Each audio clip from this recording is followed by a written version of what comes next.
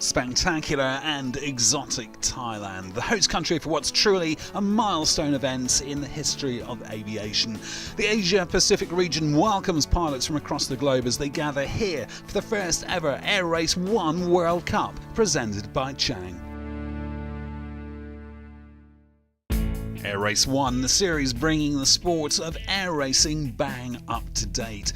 The sport traces its roots back to the 30s and 40s in the USA and even earlier in Europe. And now it's back to thrill the crowds in what's planned as a full international series for the future. A very competitive and technically advanced form of pure motorsport demanding the highest level of skill, both in the cockpit and in the hangar. All aircraft built to a specific set of Formula 1 class criteria, though many new innovations can be incorporated. It's a thrilling test of pilot skill as up to 8 aircraft at a time race against each other at speeds of over 450 kilometers an hour on a circuit just 5 kilometers long. The first aircraft to cross the finish line wins the fastest international motorsport on Earth. Reno is very much the spiritual home of air racing in the USA, where everything from the fast and nimble Formula 1 planes right up to the unlimited warbirds take to the skies above the deserts of Nevada. Just 2 short months ago, all of the planes here in Thailand were battling it out at the National Championship air races, from where they were containerized and shipped thousands of miles across the Pacific to be painstakingly rebuilt, ready to race for a brand new audience.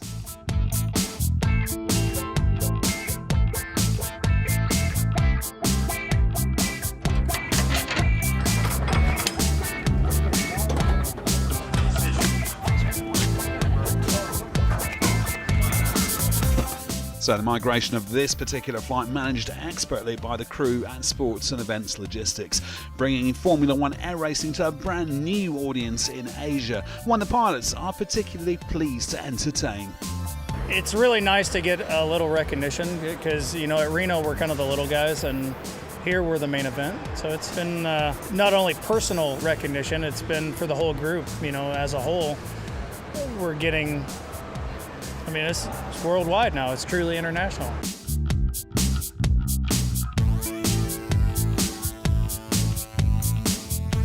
Formula 1 air race pilots are, of course, at the pinnacle of their sport, carrying forward the legacy of their heroic predecessors. Here, they talk about the tools of their trade. Formula 1 started back in the late 40s, 50s. And the reason it's called formula is there is a formula behind our engines, our wingspan, and minimum weights of the airplane. The engine we can massage a little bit, but cylinders can only take a very minimum volume, so that way you can't run high compression pistons. We have to have a minimum 66 square feet of wing area. The aircraft has to weigh a minimum of 550 pounds. Pilot weight has to be a minimum 150 pounds.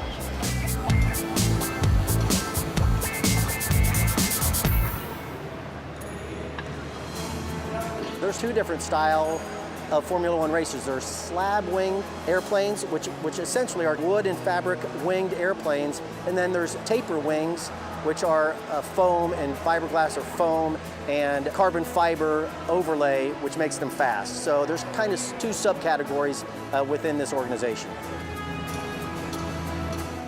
Aerodynamics is very challenging with these airplanes with limited amounts of horsepower. You really got to get into books and learn your aero to make the airplane go fast. For example, last lap player, when it first entered into air racing, was 40 miles an hour slower than it is now. They're purpose-built airplanes. They're not something that the most people see around an airport every day. They're Formula 1 race airplanes and very light, very fast, and very maneuverable. What you're looking at here is the tip of the spear of experimental aviation. You know, we are R&Ding all the time to make the airplane better, faster, more efficient, and so on. Be it better cooling and all the ergonomics of the aircraft. So it's an ongoing process. There's always stuff to do on a racer. It's never done. Very, very difficult. Obviously, this is World Championship level. These are the fastest airplanes of their kind in the world. It's not an easy thing to do. It's actually very difficult to cheat in this class, which I really enjoy. The tech guys are very good at what they do. They know the airplane's in and out, and they don't let anybody get away with anything. So the culture in Formula One is not to cheat, which is really a wonderful thing. Formula One air racing is the most restricted form of air racing there is. We have extremely stringent technical rules. We go through a tech inspection. They'll make you tear the engine down if they suspect that something's not right. And there's ways to get a lot of speed out of these airplanes without spending a lot of money. And so it's just all about the learning. The learning is what I love about it. The way I'll put it is, how much juice can you squeeze out of an orange? There's always a little bit more that you can get somewhere. You know, we have a set of rules, we have a box we have to stay in. And the fun part is finding exactly how close to the edge of that box you can take it and still stay in the rules. So there's all sorts of tricks. There's limitations, there's rules, but there's also tricks and some outside the box thinking. When we have Reno, we have 6 or 7 different classes out there, and the cool thing about Formula One is it's somewhat affordable. I like to call it the least expensive racing class to get into. We have almost $100,000 between 2 airplanes there, between building and testing and developing and messing things up and building again and fixing. There's a lot into it. All the aircraft are built to the same formula, the Formula One recipe, which is fixed pitch propeller, fixed gear, and a whole bunch of other things. So when the aircraft arrive, they're all tech inspected to make sure that nobody's doing anything a bit clever, cheating a little bit. Not that anyone would do that. You know, sometimes people might try something a little bit on the edge for that extra bit of speed, but that's what the tech guys are here for, and you know, you'll get caught out if you try something like that. These are really exciting pieces of machinery in their own right. Just looking at these, how they're getting the performance out of what is basically a standard aircraft engine. It's the engine you would have in your Flying Club Cessna. Yet these guys have got these doing over 200 miles an hour around the pylons, close wingtip to wingtip racing. Imagine if you're watching car racing on a track, you're seeing 2-dimensional overtaking. You can either turn left or turn right. Here it's 3-dimensional jousting, and it just blows my mind.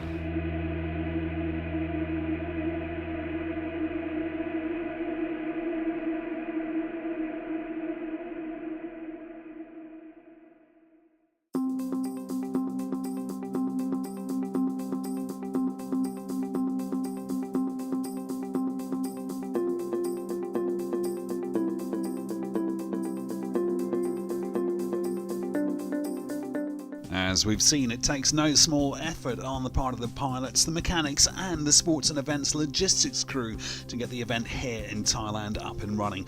But without the right venue, it's never going to take off. It needs hangar space, it needs airspace, it needs somewhere willing to welcome thousands of spectators with open arms. U-Tapao Airport, southeast of Bangkok, was the location of the first pylon air race in the history of Asia Pacific last year. Now the world's attention focuses on this Royal Thai Naval Air Base and international airport for this historic event. Air Race 1 CEO Jeff Zeltman explains how welcome the sport has been made. When I first visited U-Tapao Airport and talked to our partners in Thailand, it didn't take but 12 seconds for me to figure out this is the place we've got to do it. They've got the facilities, world-class facilities, they've got the people, the team. Everything is really just perfect for us to host a race like this. And this is a challenging race. I mean, it's a very unique motorsport. 8 airplanes racing together. This is unique. It's the first time in all of Asia, the whole Asia Pacific region, that we've ever had a race like this. So for Thailand to jump in there and say, we want to host it, let's do this.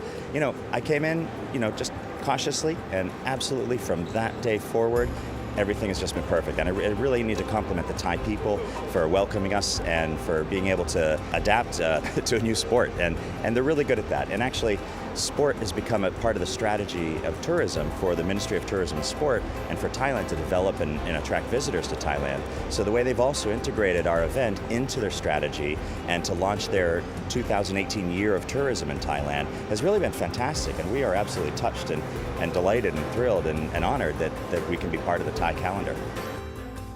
They have rolled out the red carpet for us here in Thailand. The Deputy Prime Minister was here, the King was here to visit, And this event has actually been signed off and been through all the system of the government at the highest levels. They've all approved it, the parliament, and everybody's involved.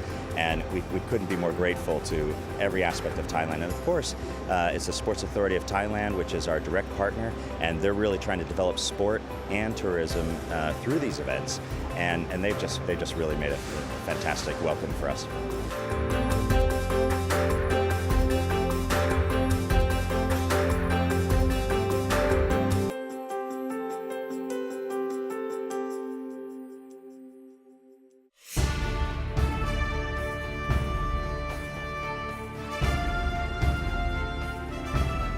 These pictures from the grand opening ceremony at U-Tapao Airport south of Bangkok, a Royal Thai Navy facility where the military and indeed thousands of spectators were determined to lay on a very special welcome for one of the world's most thrilling and fastest forms of motorsport.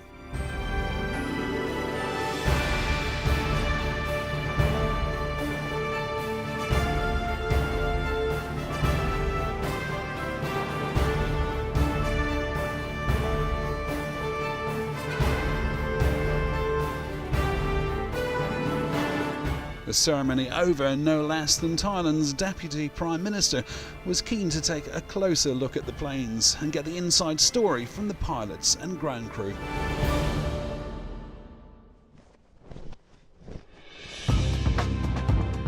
After a week of unpacking, reassembling, test flying and practice, the Air Race 1 World Cup Thailand presented by Chang wowed the crowds with two dramatic races on the Friday, starting 3 days of wingtip to wingtip action at the U-Tapao Naval Air Base.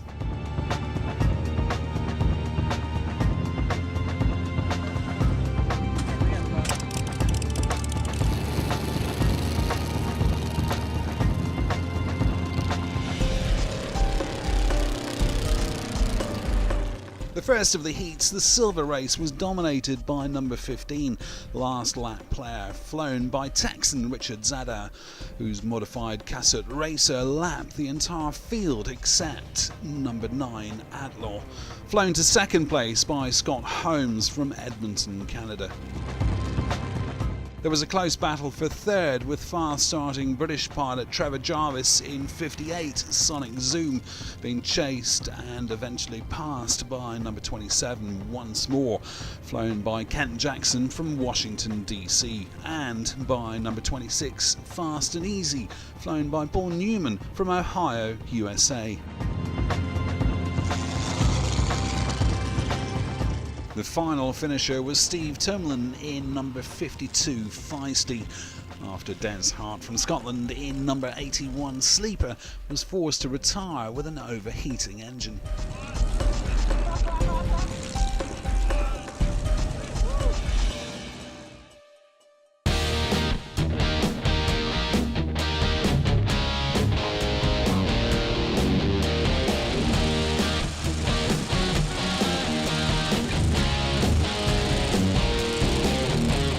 The second of the heats, the gold race, saw number 99 Watt Airplane Honey, flown by Tim Cohn of California, taking a convincing victory after a spectacular pass on early race leader number 69 Philip Goforth of Texas, who continued to finish second.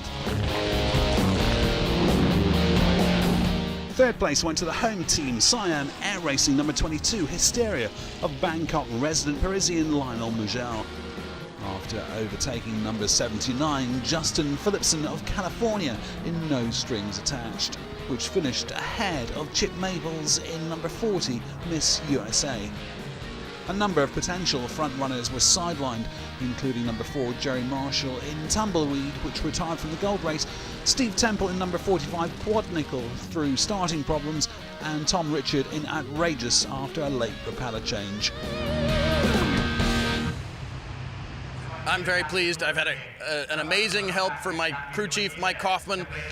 We built the airplane in 58 days from kind of a total wreck, and brought it back up to Reno, and here we are. I just want to keep doing what I do and not change anything. We haven't had the cowl off for anything other than an oil change, so pretty excited. So Tim Cohn emerging very much the front runner, but a strong performance also from Richard Sadder in the silver category could see him promoted to gold. Thailand's Minister for Tourism, another VIP visitor taking a close interest here at the Air Race 1 World Cup presented by Chang.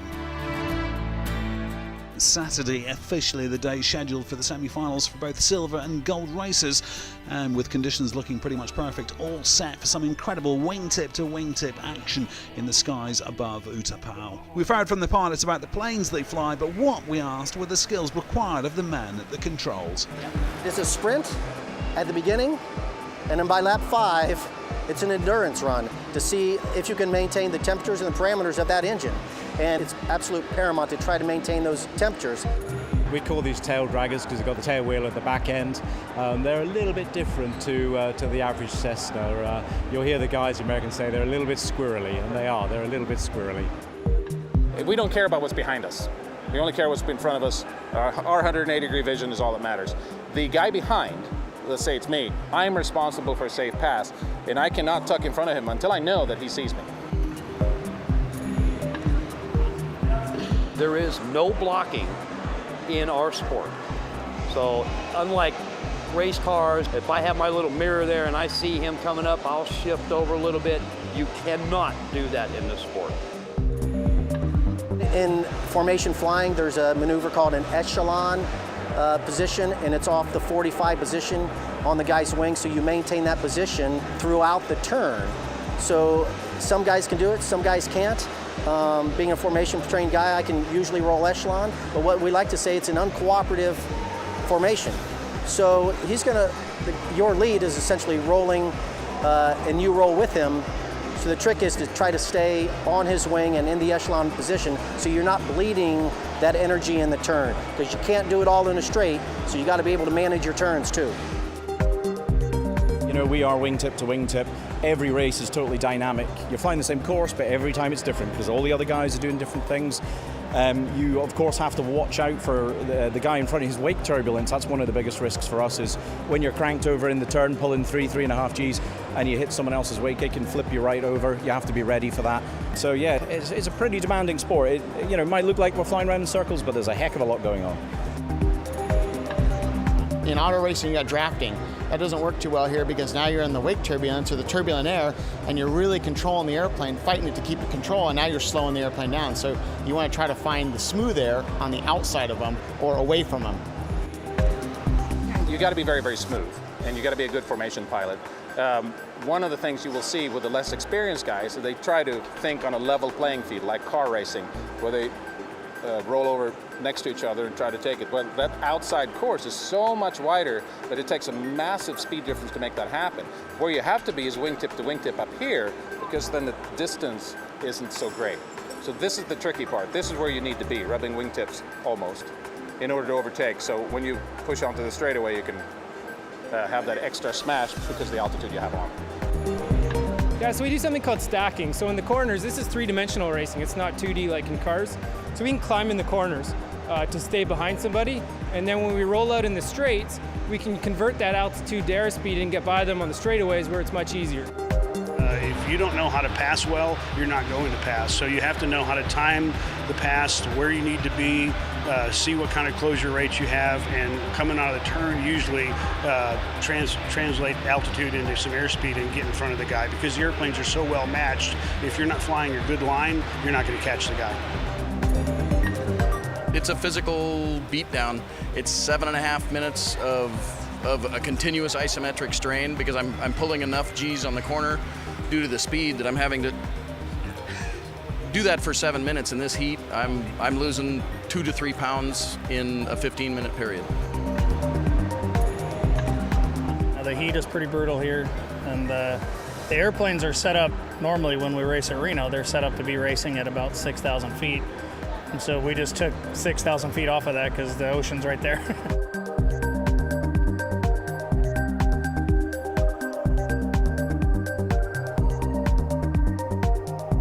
So many of these airplanes are so close in speed that takeoff position can determine the outcome. We all want to fly the tightest line we can. We want to be safe. within the limits of safety. We want to be tight and we want to be low.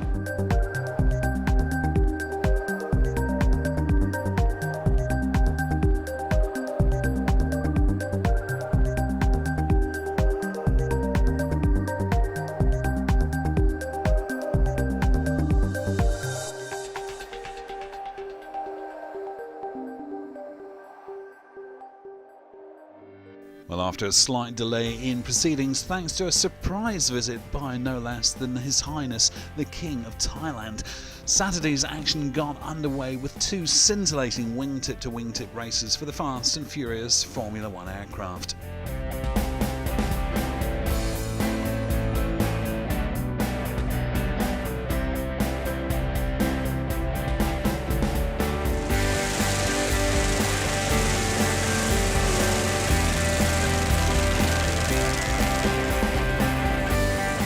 The first of the races, the Silver Heat, saw the fast-starting British racer Trevor Jarvis in Sonic Zoom rapidly overhauled by Jerry Marshall in number 4 Tumbleweed.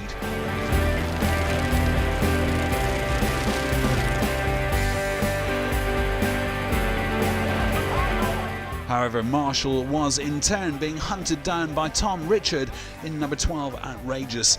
The Florida-based Swede and 2015 Air Race 1 World Cup winner had arrived in Thailand as a race judge, only taking over the aircraft on the eve of the event, but pulled off a spectacular overtaking move on the 6th and final lap to snatch victory at an average speed of 217.89 miles an hour. Marshall hung on to second place, ensuring that he and Richard will move up to race in Sunday's gold semi-final. But Californian Steve Temple just missed out with third place in number 45 Potnickel, while Swaid Rahn, Kent Jackson, Trevor Jarvis and Steve Timlin completed the finishers.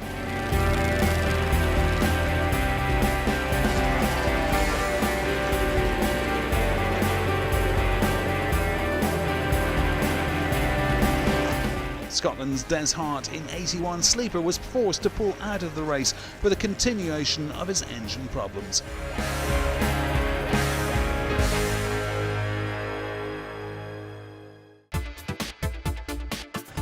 The second gold race saw disappointment for the home team at Siam Air Racing number 22 Hysteria of Bangkok resident French pilot Lionel Mugel, who suffered mechanical issues and was withdrawn from the start line.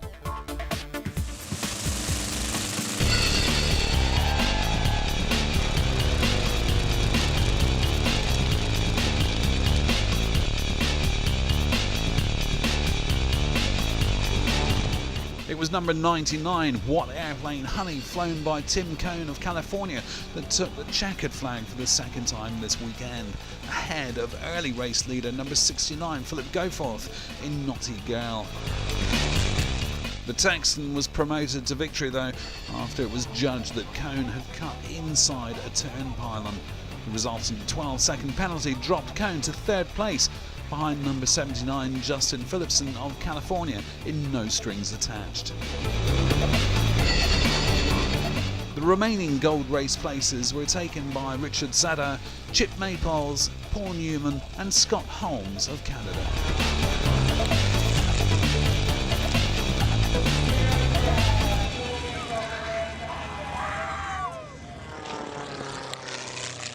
Once again, he jumped me on the start, got well in front of me. Justin got ahead of me as well. Justin was hard to get around. It was touch and go getting around him. Once I got some clean air, chased this guy down and passed him, but they say I cut. We'll see. Yeah. We'll see. Yeah, I felt him back there. He was coming. There's shark music for sure. Dun, dun, dun, dun, dun, dun. That's all I can hope for is he makes a mistake or something. His plane is definitely, he's got it dialed in well, so it's fast. Well, fast indeed. The heats confirming the pilots and the planes to watch. Tom Richard in Outrageous, clearly the fastest of the Silver Heat racers, and we'll see him move up to the gold as a result. While Tim Cohn showing a clean pair of heels among the gold class with a qualifying speed of 368 kilometers an hour. While the pilots acknowledged an enthusiastic crowd of thousands who'd enjoyed a great day of racing throughout Saturday here at U-Tapao Airport in Thailand.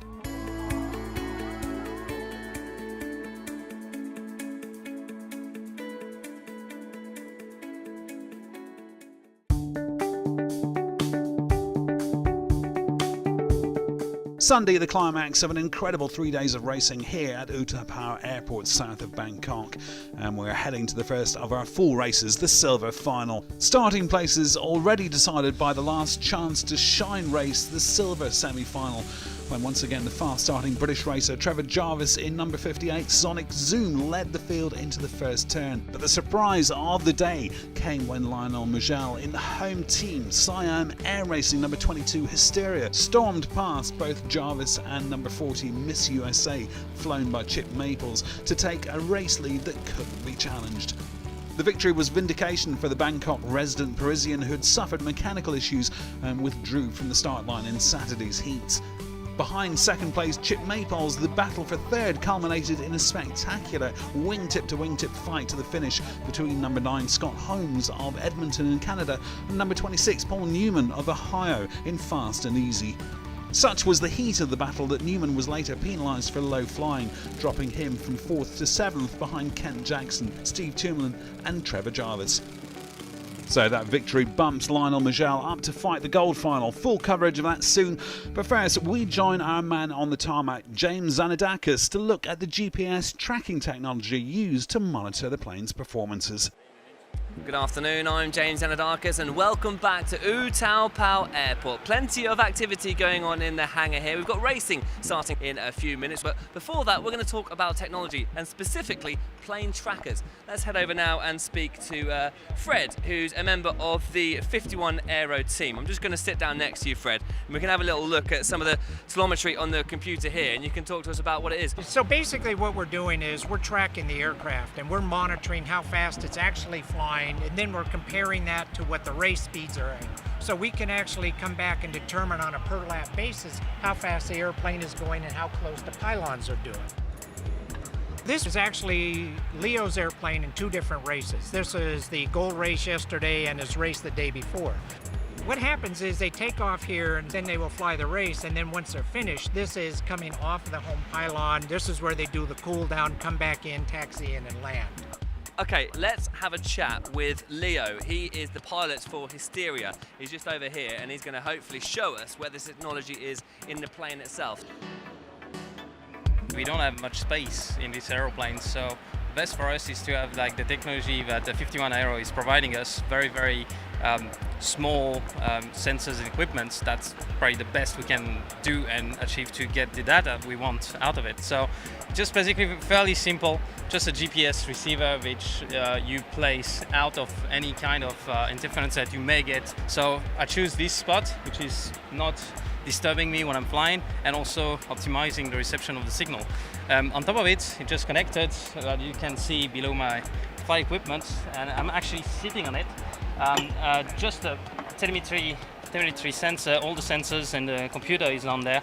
So fairly simple, record all data, and after the flight, the team of Fred is coming with a USB stick, just plug it in, get the data out, and as you saw, give us super good reading and nice feedback of any of our lines, which is great because it can in one way confirm what we feel and see and fly, but also help us to correct. It's just a fantastic tool that you can couple with engine monitoring system, and it's not anymore just the feeling of the pilot, it's also a very scientific, highly engineered approach of our way of flying, which is just what we want. Time now for the finals action to begin. The silver showdown first as we hand back to our men on the spot, James Zanadakis and Steve Slater.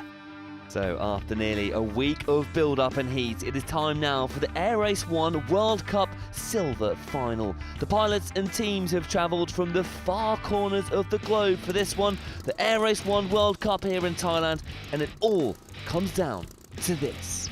Oh yes, this is where the trophies are won or lost. The red flag is up, the engines are running. That red flag means 30 seconds to the green flag and the race start, with 8 aircraft out on the start line. So So the pilots then, of course, split into 2 rows, depending on their qualifying time, sitting there on the runway. Lots will be going through their minds at the moment. The crowd are ready, the pilots are ready, the flag is dropped, and we're racing here in Thailand. Well, this is now about who is going to be the fast starter off this big, big runway. Ken Jackson, once more, the man from Washington, D.C., USA. But it's the British pilot, Trevor Jarvis, who's making a very quick start. Number 40 there, that's Chip Maples from Florida. And there's the Flying Scotsman, Des Hart, who's had an engine failure in every race so far. Yeah, Des Hart has had wicked luck so far over the weekend. Hopefully his luck can change. We're back on board with Ken Jackson. A decent start as the pilots are jostling for position on this opening lap. Well, one aeroplane to watch out for, the distinctive red and white Scott Holmes from Canada. But already Miss USA, number 40, starting to set some pace at the front of the field. And now the green flag at the end of the opening lap. These are the timed race laps. Now we're officially going racing. The formation lap then is done. We are racing here in Thailand. A good start by Swaid Rahn. He is leading the pack at the moment. No surprises there. He's been super quick all weekend. He's definitely one to keep an eye on in these early parts of this final here in Thailand. Well, working through the low-level air turbulence, there on the left of your screens, that's Trevor Jarvis in Sonic Zoom, but you can see that he's got a fine pitch propeller. His aircraft accelerates fast, but it's like being in low gear. He doesn't have the straight line speed, and the number 26, Paul Newman from New Albany, Ohio, moves through to take the place. And here we can see Des Hart racing through the field, trying to make a move now on Chip Maples in Miss USA, making their way up the start-finish straight, making their way past the crowd. This then the battle for second place. And a real gaggle of race aircraft there. Ken Jackson closing in on the trail of Trevor Jarvis as he's slipping back down the field.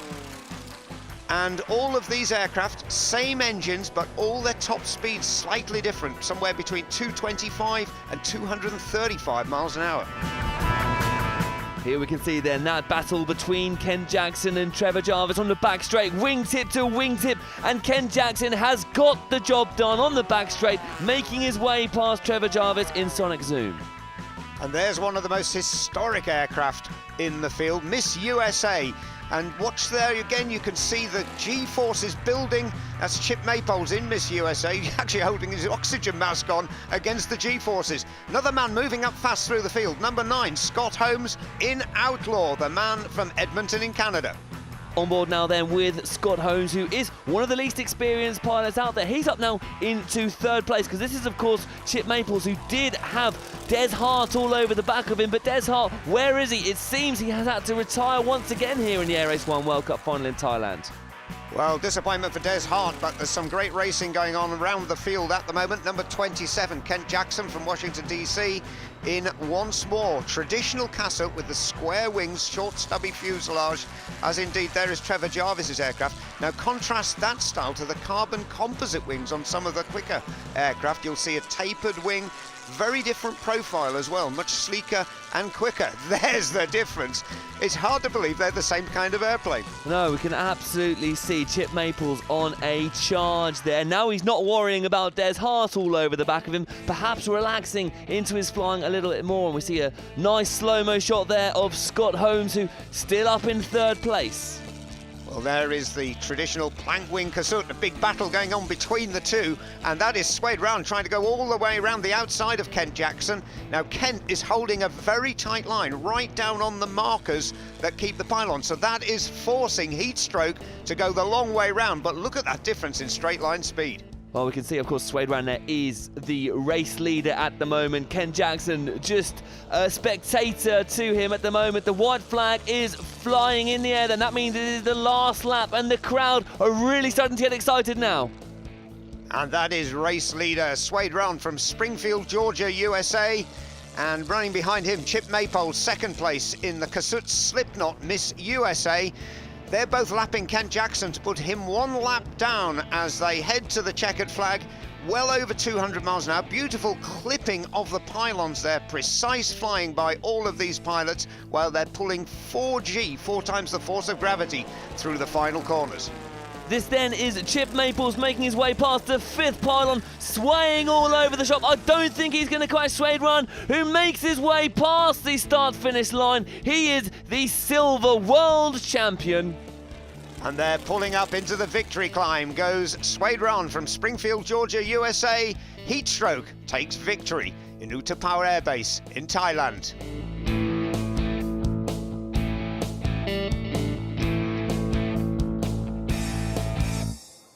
Whew, man, I'm feeling great. Feeling great. It was a good race, a lot of adrenaline pump. I'm still coming down. Airplane flew great, temps were great. Had a real clean race. Nobody cut any pylons, no low flying. Perfect day. So a tremendous result for Swaid Rahn, winner of the silver final. Second place, Chip Maypoles, also of the USA, and third, Scott Holmes of Canada. The focus shifting now, though, onto the fastest pilots in the fastest planes. The gold final, the climax of the Air Race 1 World Cup, presented by Chang.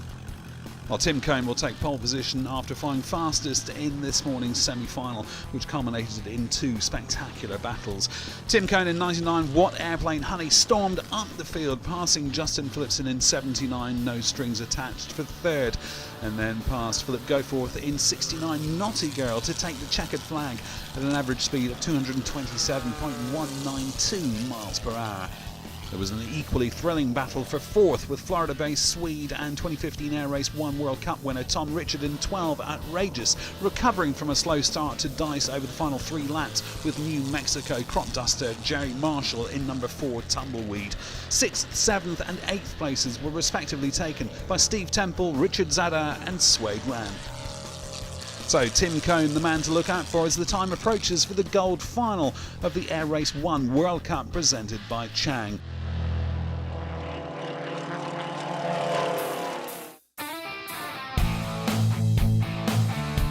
Sunday, the climax of an incredible 3 days of racing here at U-Tapao Airport south of Bangkok, and we're heading for the big one, the gold final. 8 aircraft racing at speeds of over 450 kilometers an hour on a circuit just 2 kilometers end to end. The first aircraft to cross the finish line wins the fastest motorsport on earth, as we hand over to our commentators in Thailand, Steve Slater and James Zanidakis. Welcome back to the runway here in Thailand. It is time now for the Air Race 1 World Cup Gold Final. Every previous heat, all the hard work leading up to this moment, the final showdown. And as always, a final kiss goodbye from the race mechanics to their airplanes. This has been a pretty intense week of action for the pilots and for the crews who've been fine-tuning these aircraft to get more and more out of them with every single lap. And now we're at that final countdown. 8 laps ahead of the pilots, and the green flag is ready to drop to start the gold final for the Air Race 1 World Series, brought to you by Chang. Off they go then, and Steve Temple in plane 45 quad nickel off to a good start on the outside of the course as the teams look up anxiously from the ground. A packed grandstand as you'd expect here in Thailand for this Air Race 1 final. Well, there is Steve Temple taking the first of the pylons down at 50 feet, speed still building. And don't forget, it's all about your speed at the end of this opening lap. And some aircraft start the race faster than others. They've got coarser pitch propellers. Tom Richard in Outrageous, for example, he knows his aircraft accelerates slower but has a faster straight line speed. He's going to be worth watching later in the race.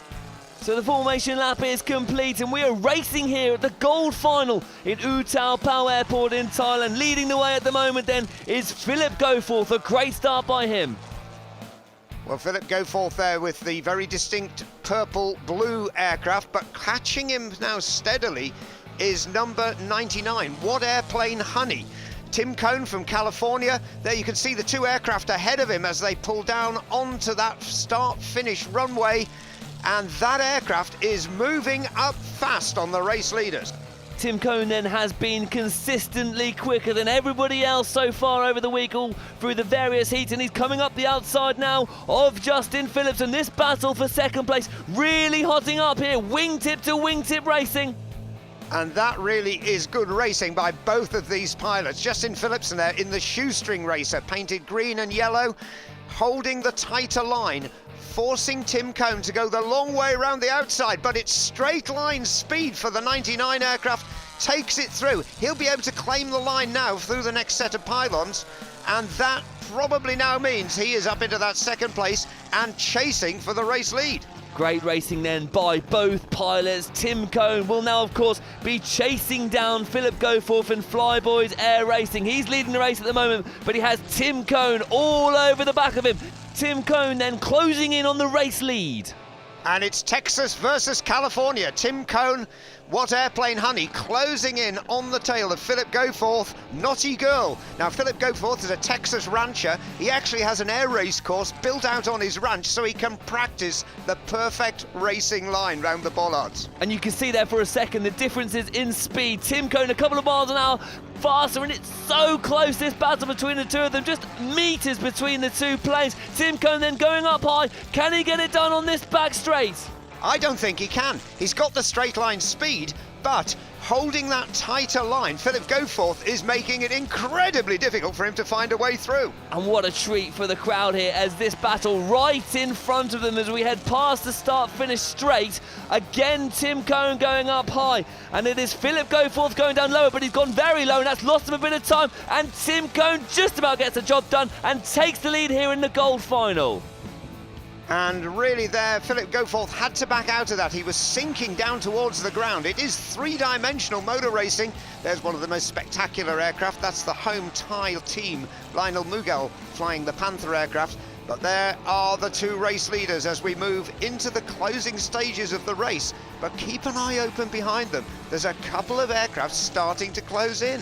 One of those aircrafts is, of course, Tom Richard in Outrageous. He's been quick all weekend. He didn't get the particularly quickest of starts in this gold final, but he is closing in quickly on Justin Phillipson. The crowd, you can see there, really engaged with this battle. Tom Richard wasn't even intending to be racing this weekend.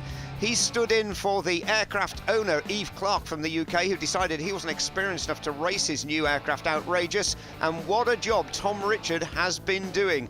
A Reno racing veteran, normally flies a 3,500 horsepower P51 Mustang. But here in Outrageous, closing in on no strings attached, Justin Phillipson. And the crowd here in Thailand then being treated to another battle right in front of their very eyes. Tom Richard closing in and Justin Phillipson for that final podium place as we go back on board then with Tim Cohn. He's leading the way at the moment.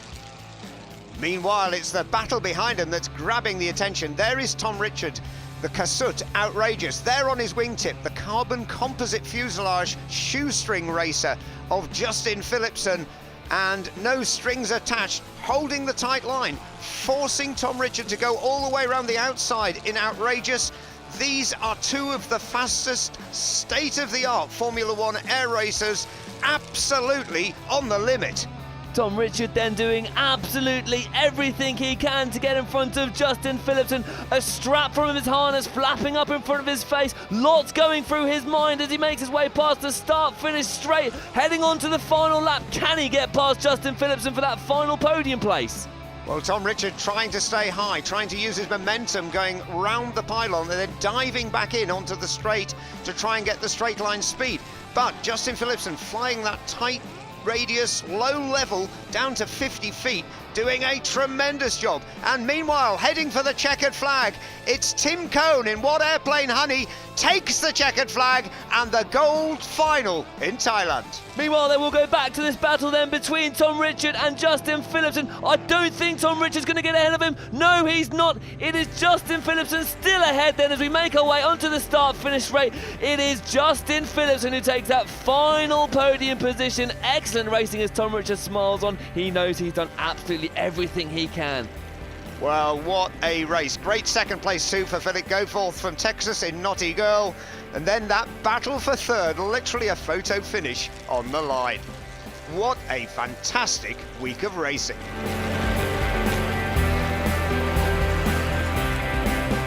Unbelievably happy.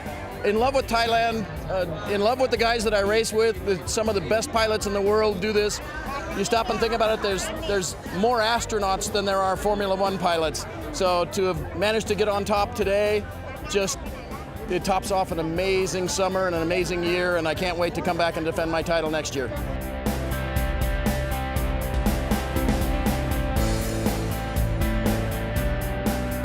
Wow, I can't get over this. I mean, the turnout and the racing, everything was spectacular. It was thrilling, it was exciting, it was fast-paced, it was everything we hoped it would be, and a lot more. The audience, the response from everyone in the crowd was just, I mean, they're overwhelmed, I'm overwhelmed, the pilots are overwhelmed. You know, we're going to come back. This is the biggest and best air race we've ever had. This is, in the history of all air racing, we believe this was the greatest moment, so we couldn't be happier. We knew we were going to get good racing and competitive racing because all the best pilots were here, 16 of the best pilots in the world. No one knew how it was going to turn out. Tim did a fantastic job. He had a couple troubles earlier on in a couple of races, set him back a little bit. He came back. He deserved the win, that's for sure. And all the pilots, I mean, they were close. It was some really close racing. It's an old sport, but it's a new series. We're going to launch into the mainstream of the sporting world and hit it with a big boom.